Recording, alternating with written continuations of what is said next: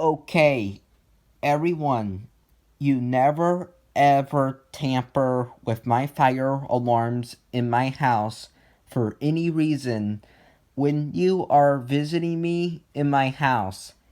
That is a big no. You don't ever do that. So, when you are in my house and if I have my fire alarm on the wall,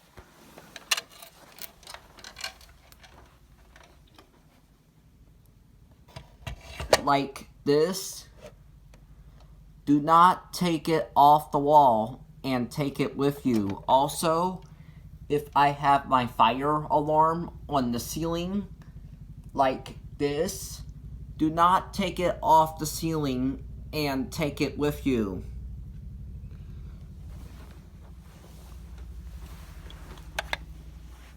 Wherever it's at, you leave it alone. You do not tamper with my fire alarm when you are in my house.